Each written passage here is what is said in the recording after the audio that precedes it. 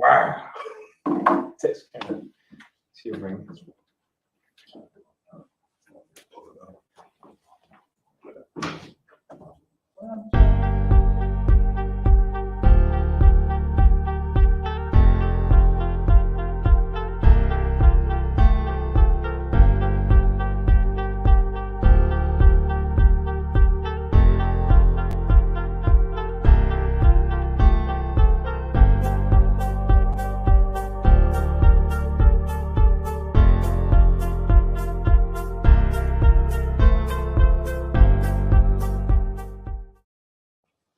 All right, what's up, everyone? Welcome to our Coffee and Conversation.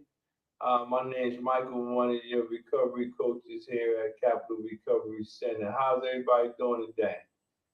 We'll be right with you in a minute. We got a few announcements. And don't forget about our meetings today. We got what we got today, Mr. Daniel.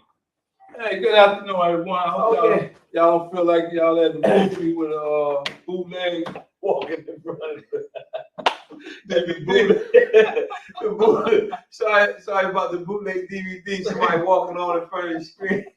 Sorry about that. We have to go get some documentation. However, my name is Craig. I'm one of your recovery coaches, and it's always a pleasure to be with you live. This is a hybrid. Y'all can always attend the group at in person, or you can log on and watch us virtually on YouTube and Facebook. What's going on, Mr. James? Hey, how you doing, man? It was good seeing you the other day, man. Was good, bro. Yeah, it was good, man. Good seeing you, man. You and your little man. Right. All right, so we got what we got today. Let's do the meetings for today. All right, today we got at 5. Well, right, this one's called Coffee Conversation. Yeah, let's do that. We're gonna do this one first. Then at 5, we're gonna do our live at 5 men in training MIT mentoring session. Yeah, that's gonna be pretty good. I think today's topic we're gonna talk about restoring family relationships. And that sounds like a good, a nice one right there. Yeah, so we've gone over the 5 topics, and we went over recovery. Number 1, resilience. Resiliency. That was number 2, and number 3 is restoring family relationships. Nice. Then we got at 7, Gratitude Tuesday. What are you grateful for? Creating a gratitude list, group conversations, journaling, and other activities. Be on the lookout for that. This Thursday, we got our all recovery meeting at 1. That's right. Multiple pathways of recovery. Yeah. And so don't forget on Wednesday, our road bus is gonna be out in the community. And Wednesday, it'll be out from 10 a.m. to 2 o'clock. We will be on Bridgeton. We'll be Bridgeton at the boat dock parking lot in Bridgeton from 10 o'clock to 2 p.m. That's this Wednesday. And this coming Saturday. Come on, talk about Saturday. We got the family meeting. Yeah. You are not alone in your need for support. And we actually have someone that's going to come in and share from their perspective of situation that they had during their experience with substance use as a recovery coach, and some family dynamics that they experienced during the process of other loved ones' recovery. So it's going to be awesome. We'll be here from 11 to 2 o'clock, but the family time is between 12 and 1 p.m. You can also come Saturday and be a part of it. I'm looking forward to it. And this is going to start at 11 o'clock Saturday. All right. So what else we got? That's probably all our announcements, I think. Yeah. For the most part, that covers all the announcements. That's all the announcements. And okay, we're going to talk about 12 steps. We're going to talk about today's topic. We're going to discuss the 12 steps and the 12 programs, everything you need to know. So we're going to do, I believe, let's do at least half of them. Let's try to get through half of them, dependent upon what gets stirred up in our spirit to discuss. Usually when we reading something, something gets motivated in us to discuss, and we'll go from there. So we're going to just check this 6 steps out, at least 6. All right. So let's see. So the first, we want to tell you that we got this handout from nextstepsrecovery.com. It's in the description of this particular video. You can get the link and go to their website and get the same thing that we're going over right now. But we always like to give people their credit for providing the information that we use in our own personal lives, and also that we share with other individuals. So let's see what we got here. And we're talking about, remember, we're talking about 12 steps, okay? The 12 steps are a popular method for getting support in addiction recovery. These steps were initially created to help individuals find sobriety. These concepts are now used to rehabilitate many types of addictions, including substance use disorder. However, be aware that the steps are only a small part of the 12-step recovery program. It's only, don't make it, I always use this term, don't make it your guide, not GUID, GOD. Don't make it like this is, I'm putting everything on this one particular thing. So when we say that it's only a small part, it's just something that we've been talking about it lately, is having other support systems, something to rely on. Because whenever you put everything you have on one thing, if that one thing fails, you get like, oh man, what I'm gonna do now? So you don't want to put everything. So you got to understand that. It says the 12 recovery principles structure each member's individual mindset. This is simply the groundwork to operate in tandem with additional, like we were just saying, group focused guidelines. So you want to add stuff to it. Additional. I have multiple. I support multiple pathways of recovery, but I have many different additional resources from the same field, if you understand what I mean, from that same family of recovery support system. That's what I was looking for.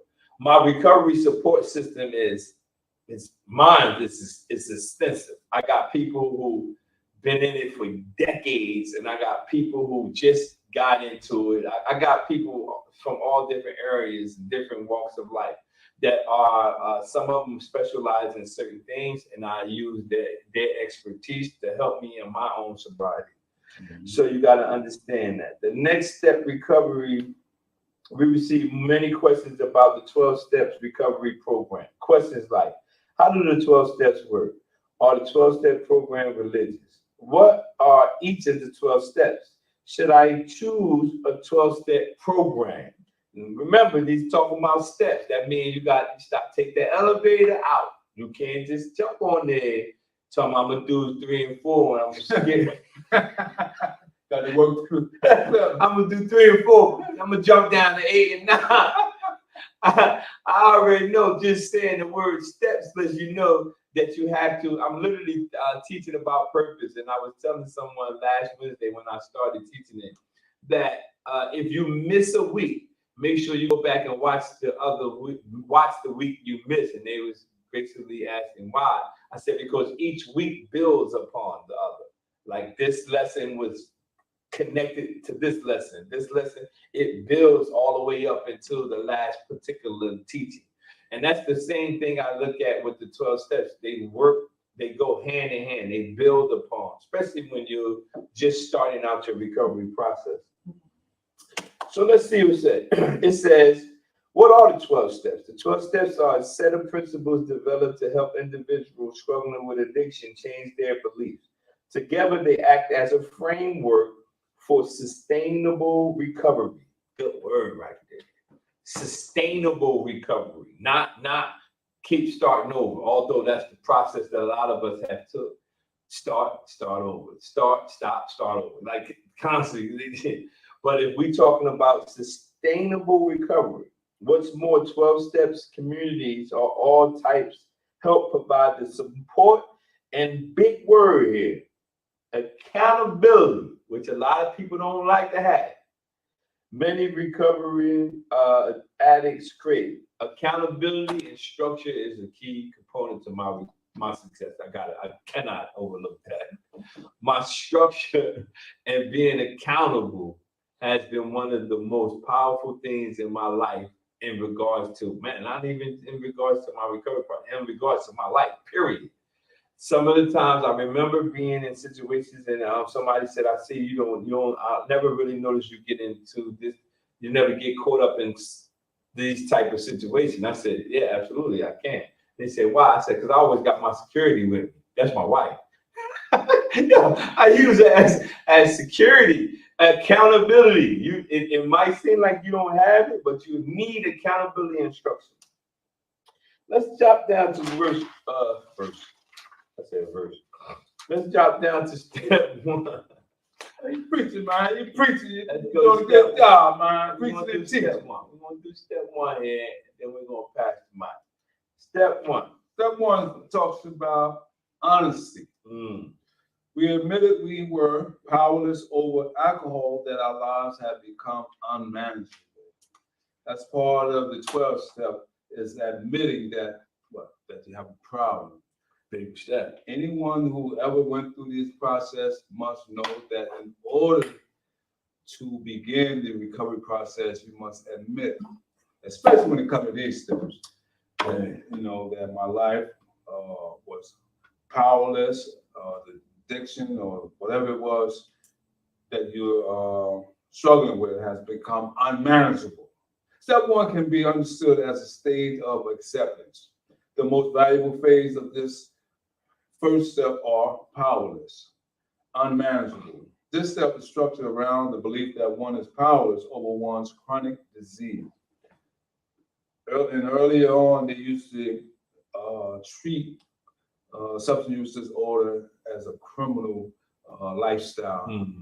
When now they come to learn that it is a disease, and they treat it as any other disease. It's not a criminal lifestyle. It's that someone is struggling with a issue that they haven't developed the coping skills. All right. And also, like we were saying, powerless and unmanageable. When our lives become powerless, or we're powerless over our decisions, what that means is, I was telling Craig about somebody that we was trying to help get into treatment. And I said, what that person don't understand is, when it's time for him to be picked up to go into treatment, he's going to have thoughts like, let me go down the street and get a cigarette, or let me go do this, because he no longer has power over his own life. His life had become unmanageable. He doesn't realize that the addiction or the craving or the drug is actually controlling him. And in order for him to go to this treatment center and build all that up, a lot of times I didn't know that when it was time to go get myself some help, I didn't admit to myself that my life was powerless. Like it was unmanageable. I was like, nah, I'm all right. I'm still good, right? even though I looked a hot mess. And I didn't realize, I wasn't willing to admit at that time that my life is definitely unmanageable. Yeah, somebody can tell you that, nah, you need some help. You're going to say, nah, I got it together. Nah, I got it. Don't let it be around when I just got paid. It's over. Pocket full of green. All right, let's see what the articles say. It says AA co-founder Bill Wilson likely based this concept heavily on the work of Dr. Williams' Silkwork. Silkwork was among the first to approach alcoholism as a disease. Addiction is not viewed here as a behavior controlled by willpower. Step 1 aims to relabel the addiction of any affected individual as a disease similar to a lethal allergy. Nice. Right? And say, admitting that addiction cannot be cured by pure behavioral will is the first hurdle. This lack of control must be understood before a member can proceed with recovery. And that's so true. What's up, Mr. Nate? Nate, okay, Proud of you, man. All right, Nate. Good stuff, man. Proud of you, brother. Thanks for tuning in, man. I wanted to elaborate on something. Said addiction is not viewed here as a behavioral control by willpower, because I know a lot of individuals who have great willpower, but no matter if the light don't come on, far as admitting that we can't do it, the process will never get started. So when step one say we admitted we are powerless over alcohol and that our lives have become unmanageable, or powerless over whatever substance that you were using, and your life had become unmanageable. The key to start the process is admitting that you actually don't have it. Like, no matter how many times you probably say, I got it, I got it, I got it, I got it. When we reach out to individuals to help them go away, to help them, we always ask the question, how can we help you with your recovery today? And the reason why we ask you that question, because if you're not even willing to admit that you actually have the problem, or you actually want to go away, or you want to get some type of help, then we can talk to you for the whole 8 hours. We can just sit there, talk to you, and then be like, man, it's time to go home, right? Still ain't ready. And you still ain't ready. So remember, the first step is admitting. You have to admit that you see that your life has become unmanageable. And I like what you was reading earlier, Mike, when it says, it said, be aware that the steps are only a small part of the 12-step recovery program. It's only a part. It's only a small part. Yeah, it's a lot more. I tell people that all the time. Next month will be 13 years. To God be the glory, man. Since I last did any type of drugs, right? But it still has been an ongoing journey. It's not a one-time event or something that I did one time and that was a wrap. I still continue to, like I said, sustainability. Mm-hmm. What do I have to do to sustain my success that I had? Because obviously, when I admitted I had the issue or powerless, or my life became unmanageable, when I was willing to admit it, that's when I was ready to start the process of change. If nobody, absolutely nobody, will start the process of change if they don't admit it's a problem. Absolutely. It could be with your diet. It could be with anything. Yep. If you never admit, man, this is an issue, change won't happen. And I'm like, and like the article says, it's only a small part. And I'm like one of the ones who, thought, was under the impression that, yeah, I went through the program, went to the TC program, I'm good. Yeah. Come to find out when they gave me my release package, guess what? They put on there continuum care. Continue. I'm done, man. I'm cured, ain't I? I'm good. Nah, we need some more work. Oh, that's funny. But they do that, and we advise people to continue once they leave their residential treatment to come see us, because we're here to help you with the continual process. That's right. Hey, Nate said, I need a job. He said, I need a job doing exactly what Capital Recovery is doing. That's great. That's awesome. That's why that's always a peer helping another peer. It's always a good strategy to have. And that's that's doable. I know that's doable because I'm proof positive that can be done. And now at this particular stage in your walk, in your sustainability of recovery, is continual walking it out. I always used to tell people, everybody's going to need someone to give them an opportunity. So when you get the opportunity, just make sure you cherish the opportunity. No, literally, Craig and I, right? We both got opportunities. When we got the opportunities, we maximize the opportunity. Yeah. Someone's going to give opportunities to you. Somebody's going to give opportunities no matter where they are. The key is to cherish the opportunity. Cherish it. And that's one of the things that I like. I'm glad you mentioned that, Mike, because I remember when I was going to Talbot Hall, and that is a continuum care reception place. And one of the guys said, man, there's going to be signs on the wall. They're going to say integrity, honesty, help, hope. And say, read those signs because they're going to mean something. Yeah. And one of them is integrity. And so integrity is doing the right thing when no one's not looking. That's right. So that's what when somebody give you an opportunity, gave me and Mike an opportunity, they was counting on us for us doing the right thing when we weren't looking. And then you never know, because you never know when the more you walk out what you're doing. For a prime example, one of the things that I had to do first initially is after I came out of rehabilitation, after I admitted I was powerless over my situation, and I went through the process of change, and I'm still developing.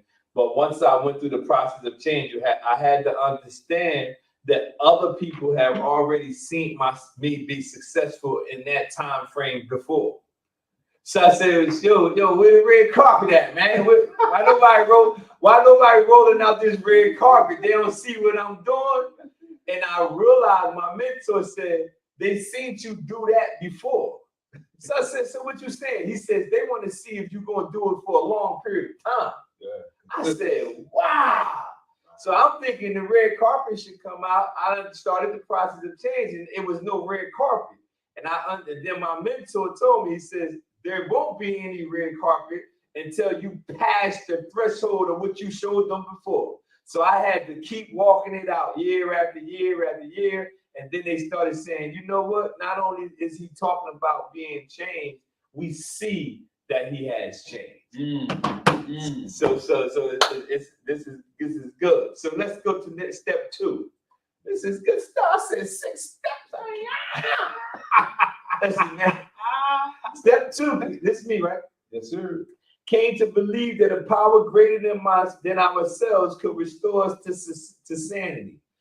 Steps 2 represents a stage of hope for potential recovery. Where the previous steps may have strong questions about being powerless to addiction, the second steps aims to show them a way forward. Remember, I talked about solution-focused therapy.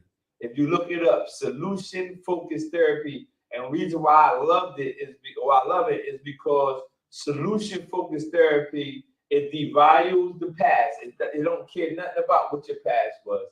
It put emphasis on the future, on the present, and focuses on the future. So step 2 uses an important term, higher power. Notably, this is the first mention of a higher power within the steps. Later, the term God and Him may be used interchangeably with this power concept. A higher power is anything external that inspires you to stay sober. Remember, we're talking about multiple pathways of recovery. So whatever pathway you choose is your choice. Whatever pathway I choose is my choice, right? The ultimate goal is us to get to the end of the story.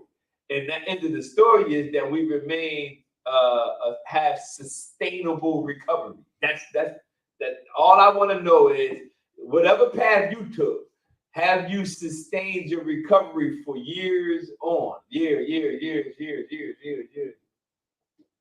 It says a higher power is anything external that inspires you to stay sober. This power usually has a larger presence than an individual person.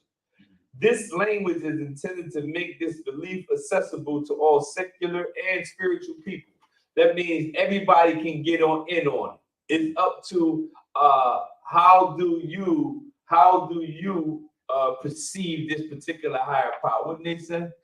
This is my first time going this type of recovery. It's a beautiful thing, brothers. All right. Amen. You sound inspired. What else he said? This is my first time. Oh no. What do you got? In my father's house, there are many roads. I know that.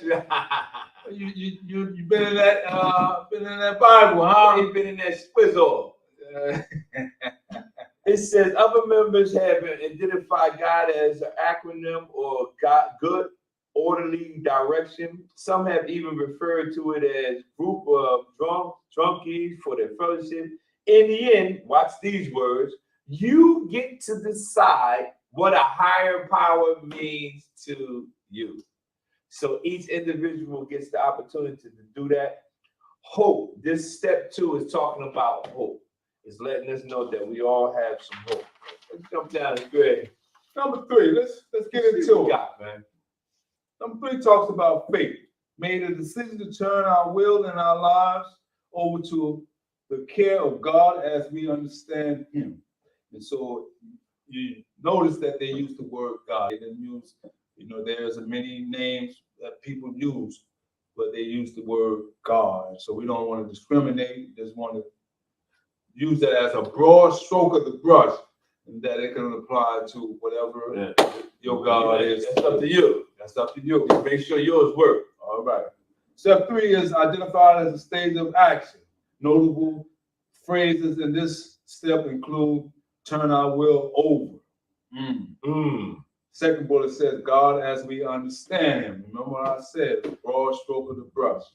Despite the spiritual language, note that 12-step programs are open to all. They encourage anyone to use the program with their own concept of a higher power. Reframing the non-secular language is pivotal due to this flexible application. God is the higher power, and adding will seek help from. As mentioned in step 2, since addiction cannot be controlled internally, external help is required to proceed.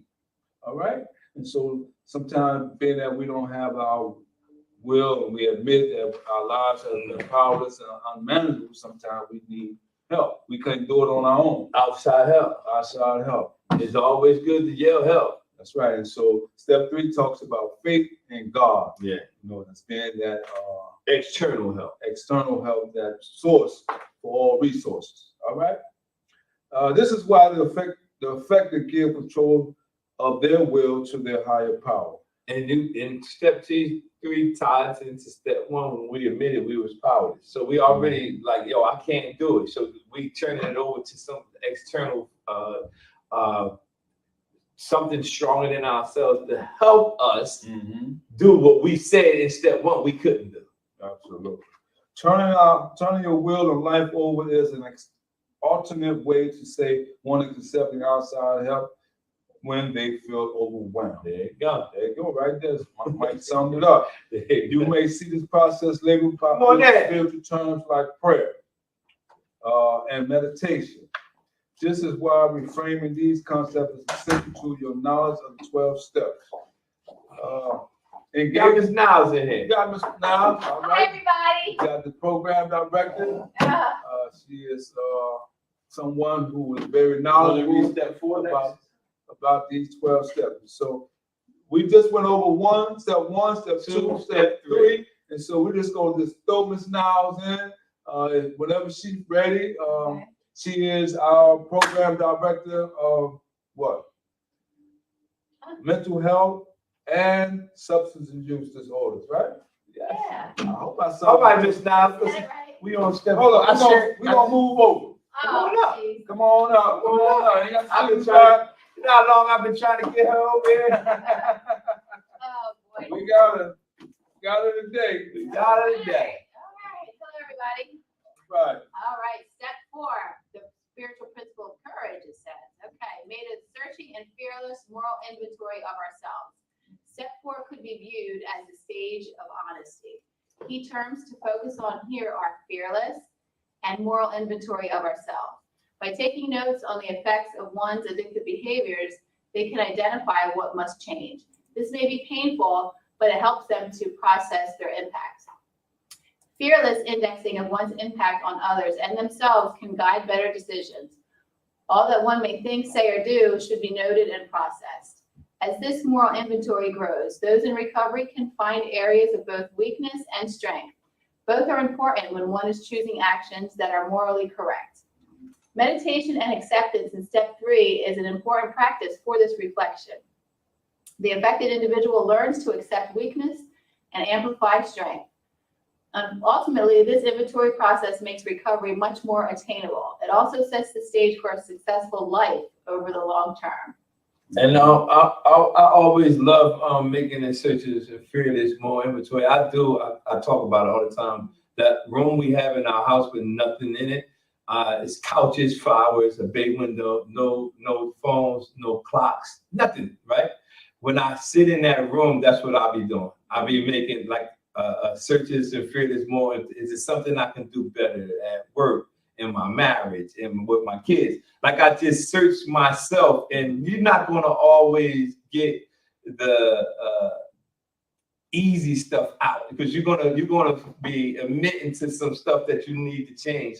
But when you do that, though, you put yourself in a better situation to have those situations change in your life. That's right. And a practical way to think of this inventory, if the word moral bothers you, take that word out and put positive and negative inventory. And also any business that fails to regularly take inventory goes bankrupt. It'll go out of business. So any business regularly takes inventory. Why? They have to know what they're working with. So just like with us in the recovery process, we need to know honestly what we're dealing with self, and to make the list and the inventory without even having to worry. Try to put outside of your mind that later on, I'm going to have to share this with somebody. Try to put that out of your mind and just write it. And then I'm telling you, this process, it's like trying out food. We can describe it to you. We can try it, but you have to taste it yourself. So absolutely, you have to do it. You have to do it on your own. We were just talking about that with Mr. Nathan Hunter. No people turn back other than do stuff. That's right. And those who follow 12-step program, it said those who fail to do a 4th step relapse. And we were just talking about that, how some people used to try to do 3 and 4 and skip these other steps. Yeah. But I think it's just 3 steps. Chop, chop, chop. Yeah, now you can't. You have to actually work all of them. You can't just try to skip them.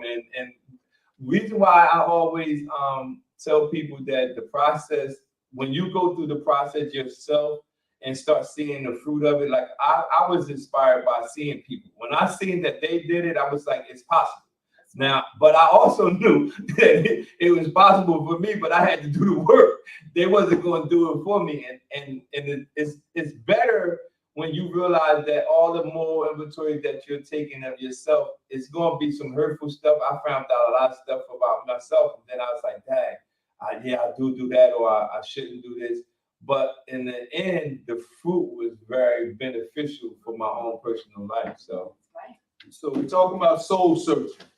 That is, a lot of time when you do a moral self-inventory or soul searching, you want to look for the values and the principles and the standards that you set for yourself that you want to set for others as well. So, do some self-reflecting, like Mike and Melissa were saying, always, if you meditate or you do some inventory, write it down, share it with someone, and see and get some feedback. And also trust your support. I was just speaking about it a little while ago that my recovery support network is very extensive. And I always tell my friends, he always called me. I said, who else you call? And he said, wow, I only call you. I said, that's not enough. Because what if I'm busy? What if you need to have people you can call all the time? And if you have a spiritual foundation, you can rely on a God of your understanding, whatever, but you can't have one person. And then when that person don't answer, one of my friends talking about, I relapsed because, and I said, because what? He said, because I ain't answer. I said, oh, you definitely ain't gonna get me that. I said, what do you mean? He said, you ain't answer. I was like, that's why I told you have a whole list of people. And if I have to have that type of support, why do you think if you got a year clean, you don't need that? You need those people in your life. You're not going to be able to do it by yourself. Let's do step 5. Is me, Craig? Step 5, admitted to God, to ourselves, and to another human being the exact natures of our wrong. Step 5 is focused on the act of confession. When was the last time you said you was wrong? Key terms to know here are admitted our wrong to God, to ourselves, and to another human being. Here one has admitted their moral discoveries of step 5, both external and internal. The goal is to lower one's risk of destruction, coping by relieving them of their guilt. It's a proven fact that when a person, if you're struggling from a relapse right now, guilt is beating you down. And if you don't talk to somebody, my thing is to tell on your thoughts. And the reason why I say tell on, because if you're having those thoughts of guilt, that's when a lot of people lead into suicide. It's because nobody knows what's going on in our minds. So you got to know how to tell another person, no matter how many. Please tell people who won't be judgmental.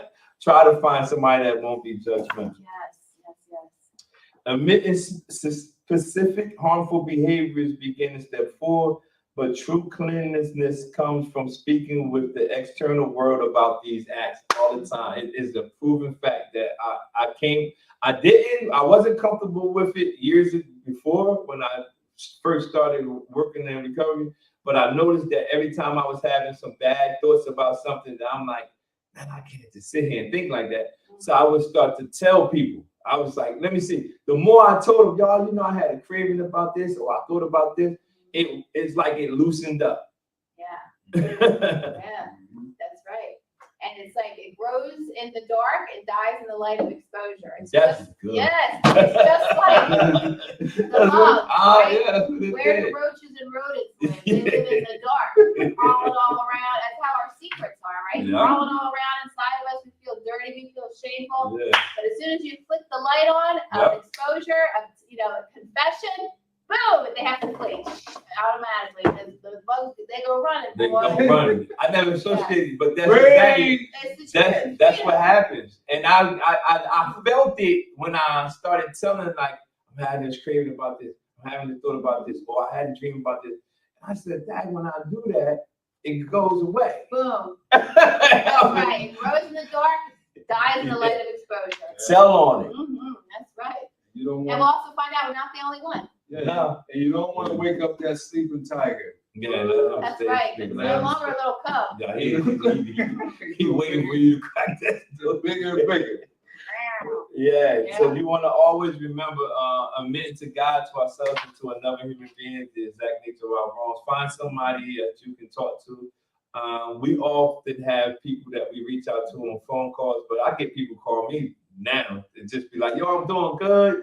I just wanted to say thank you. And I'll be like, that's good. So always stay in touch with somebody. I remember the street code that we often live by, right? Like, Don't tell. don't tell, stitches get stitches. Yeah, I'm taking this one to the grave. Yeah, now do Let me that. tell you. Just talk about that. Yeah. That's right. But see, this recovery process, first of all, we're not here to expose anyone else. Yeah. This is about self, but the freedom that you will experience by just like, I don't have to hide anymore. Right. And it's just, that's why it's God, self, and others. You know, it's very, it's important. And choose wisely though, Mike, you're right about that. Yeah, Choose you who have you to. share your inventory with, Yeah. and you will be glad. And just find somebody, like we always say, a lot of people say, well, I have trust issue about building friends. Start with the people you always used to get. I never let my clients tell me they had an issue with trust. Why is that? Because they used to get drugs Uh-huh. without even looking. What That's you mean? right. I remember I used to purchase drugs out in a mailbox, like behind the door, and they will put it through the mail slot. Not only that, they say put your money in first, and then they will give it to me. I was like, what? But that's. And we'll wait. Yeah, And wait. and we'll wait. And We'll wait. wait. So I don't believe that We know how to trust. We just put our trust in the wrong thing. Yeah. Go ahead, Mr. Ding. All right. Number 6 is willingness. Mm. Willingness. We are entirely ready to have God remove all these defects of character. Step 6 is regarded as a stage of release. All right. Significant phrases include have God remove, right? And then the second one say defects of character. This is a very important one. Defects of character.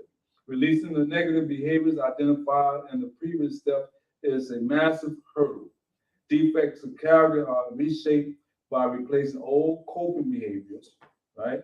Old behavioral patterns with healthier decisions. Remember Melissa was talking about, the old behavior. This is you don't want to You gotta replace all that. You gotta replace all that. Yeah, that ain't gonna work.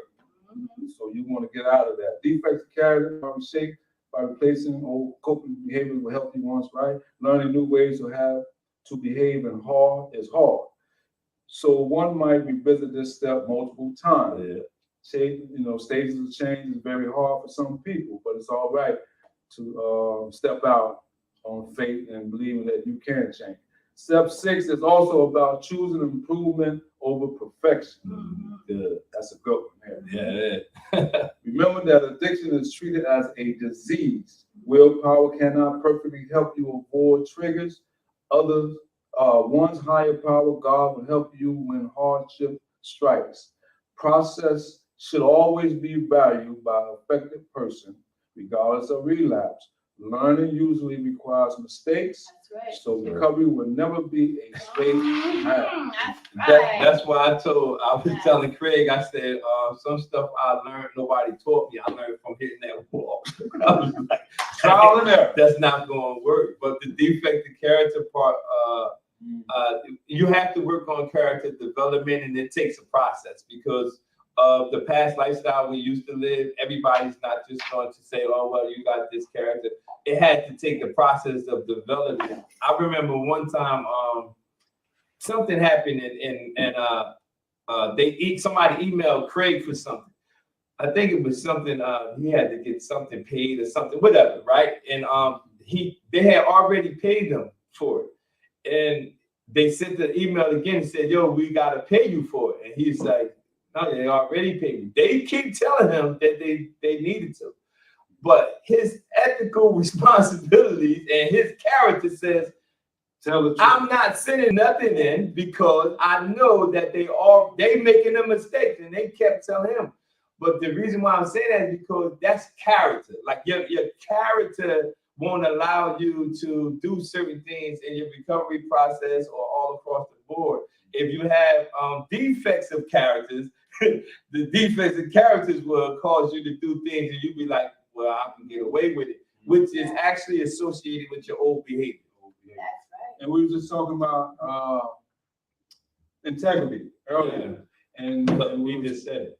And you brought up Amazing. All right. right, Nate. Okay, now you're working on some things. We just talked about it. Just talk about integrity. Yeah. You know, that's so important because a lot of times people want you to do the right thing even when they're not around. Yeah, it's the So best thing. defects in character, you can always improve upon it no matter what. You just you have to work at it, and you just have to stand firm and say, you know what, I am going to be a new person. And that comes from changing your perception of how to behave. That's right. That's right. And the sixth step for me is the preparation, becoming ready. Mm-hmm. So often, how often do we ask for something without doing the work or without being prepared? But when you think it's important to be prepared, why? Like if I'm going to go take a test, an exam, and I don't prepare and I don't study, why should I be mad if I fail the test? You know what I mean? So up to this point, the first 5 steps is a preparation that leads us to this readiness, because now we have a certain amount of faith that we can, and it's not that we remove the defects of character. We ask a higher power to do it for us. And remember, it's just for today, it's one day at a time, and that we will not be left without hope and without remedy. You know, we will be able to do something different. And somebody had explained to me before, like a defect, think of a defect of character as like having a flat tire. You know, so the tire has a hole in it, it's got a defect. So when we fall short and we act out in our defects, like we're riding on that flat tire. So guess what? Somebody sometimes got to come jack you up and change your tire. Right. That's It gotta be fixed. That's right. It'll repair it. And you don't want them to ride it to the wheels for a while. Pull over to the side. Spark, Because then you'll have more problems. Then you'll damage your what? Your road. Yeah. And it'll cost more money. And I always love this particular I'm about to say verse, but this particular step is because I always focused on not the God part. The part I focused on was the remove part. So that if it can be removed, that means I knew it could be changed. So if I was acting a particular way, my character was one way, and I always focused on that, like, but it can be removed. So that means that I can change. I'm gonna have to go through the process, but I know that it can be removed. I can be go from one place to. My wife is one of the things she always point out stuff. She said, "You used to always do that, and I don't know when it changed. I can't tell you, but I just know that it has been removed from your life." So no matter where you are in your process, the defects and characters can be removed. So That's right, but it requires daily work then you got to work. because it can come back. Yeah, Right? don't We can't never control our think. triggers, like it Yeah. says. I mean, we can do all the work, but we can't necessarily control a trigger. You know, we didn't know we're going to run into the cop man, or we didn't know that some sort of situation was going to That's happen right. that caused us to have a trigger. So we have to be prepared. You have to always, I tell the recoveries, I tell my clients, I tell them all the time, never get to a place where you think you arrived. I have never heard I arrived in my recovery walk. No. If you ever get to that place, get out of there. Yeah. That's when usually relapse happens, when you think, I don't have to do all of that. I don't have to read about 12 steps. I don't have to build on my spirituality. I'm just gonna, don't ever stay in that place. So we did the first 6, and next week we'll do the next 6. Yeah, I'm glad I was able to join you guys today. Oh yeah, that was Glad that you perfect. stopped by. We got the boss in here. We got the head lady here. And Whatever. I know y'all be glad to see her more often. So, She be Believe busy. me, I'm glad to be here. I'd Yes. much rather spend my time doing this, you know, but I have to do things behind the scenes to make the programs happen. We all thank Miss Niles. Oh. yeah. She inspires us all. Oh, you guys inspire me too. We have a wonderful team, and guess what?